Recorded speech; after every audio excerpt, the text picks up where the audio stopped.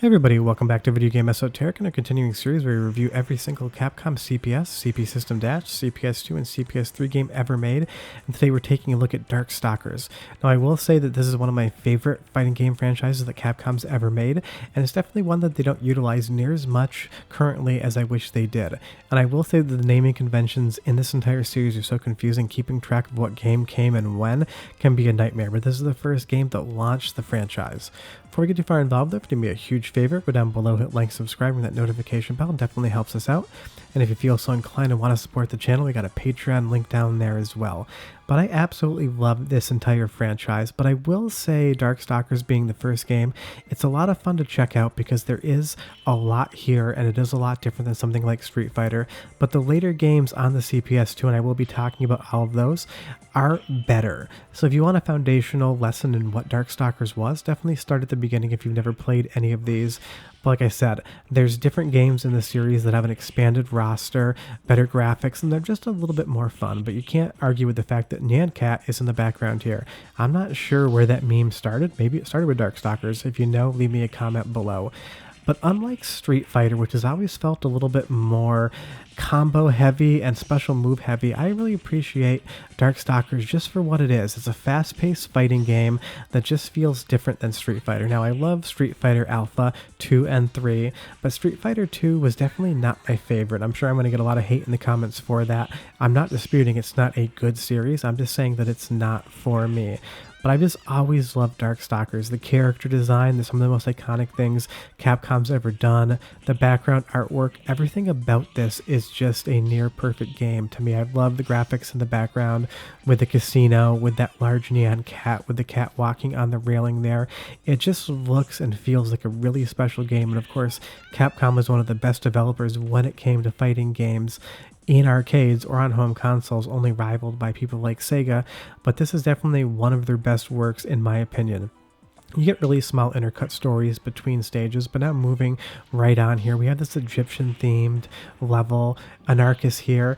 All of the moves, it kind of reminds me a little bit of the Guilty Gear series with all those wild animations, but all the sprite work, the amount of frames of animation that are going through, and all the characters' transitions just are the most fun thing to look at.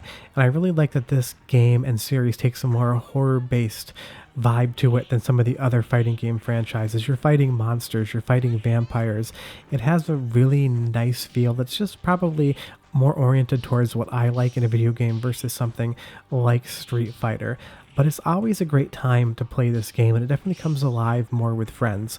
But I will say, because I always play these against the CPU, the original game's AI is really nice. As you get towards the later games, they have a really big tendency just to try to block everything and run away from you and avoid you. So I would say if you're just playing against the CPU, then the original Darkstalkers is the best game to play. But moving on here up against El Raptor, I just love it. You have these graves in the background, you have the word zombie back there, you have ghosts flying around, and he's a British punk rock zombie in kind of the vibe of Adam Ant.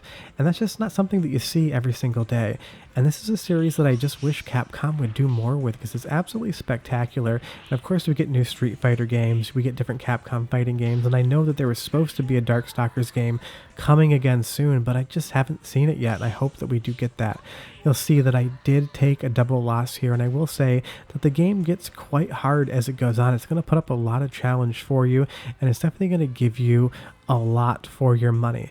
Now I'm playing this on the Mr. FPGA on the Hotego core, so of course the money on that's just the device, but I do have an original B board of this as well in my closet because it is one of my favorite CPS2 games. But if you want to buy an arcade board, if you want to download it on a console, however you play the game, you definitely should check it out because here up against Victor, obviously he's a Frankenstein type character. It's just a ton of fun. And the background there, you have that skeleton in a lab coat.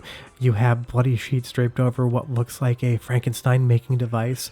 The storytelling in the backgrounds of this game alone are worth the price of admission. I love how each stage in between fights they change. The lights came on. There's now electricity coursing through that chair. Capcom went the extra mile of making this a really special game as far as the visuals and storytelling are concerned, and it's 100% one of their best efforts. I even love that ghost that was on the chair flies through as a specter and throws confetti everywhere.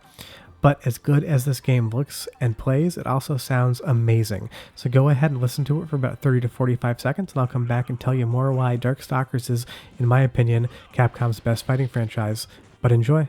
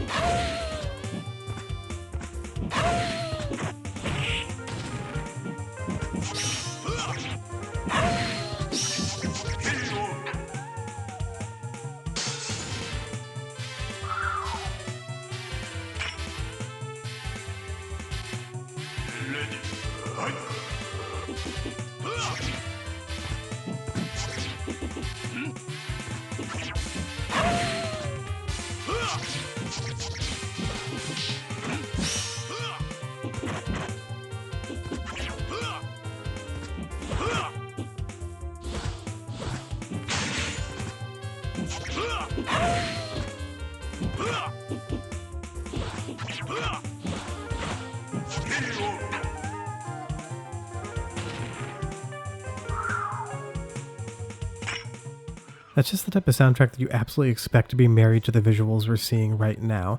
And the interesting story behind this game is supposedly it was supposed to feature licensed Universal movie monsters, but that fell through and Capcom redid all the characters to be original. And I'm really glad, if that is the true story, that it did happen, because some of these characters like Morrigan have become some of the most iconic characters Capcom has ever developed. So I'm glad that we weren't actually using Dracula and Frankenstein, but we're using Capcom's version of them, because it just is a spectacular game. And I can't say enough good things about the visuals. We have all these different, non-fighting characters in the background, these three women waving their fans. We have that gigantic Dracula-looking throne in the background. And of course, Dimitri is just Dracula. You definitely get some Castlevania vibes going here.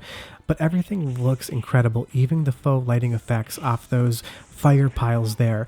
It's illuminating the curtains and just making everything glow and look a way that just is spectacular. I can't say enough good things about this franchise, and it just keeps getting better as the entries go on. But I will say Felicia here, I can never beat her. She just always destroys me, whether she's the first character I fight or the last. I don't know what it is about her moveset, but it always just confounds me, and I always taking a loss when I'm fighting her. But short of that, that is Darkstalkers. It's the first game in an absolutely incredible franchise that I really, really wish Capcom would do something else with, because we need this back in our lives. But if you've never played Darkstalkers, I don't know that I would start with the original game, because we're going to have some other games that are a lot more expanded as far as roster and moveset is concerned. But if you're looking for a game that isn't Street Fighter, that's from Capcom, you could do a lot worse than playing Darkstalkers. Short of that, if you have any questions or comments, so leave them down below. Love chatting with you guys. Tell me what your opinion of this game is. We'll be back next Wednesday with another episode in our CPS 2 review series, and I'll have videos throughout the week as well. But short of that, I guess I did beat Felicia. I forgot. Bye-bye.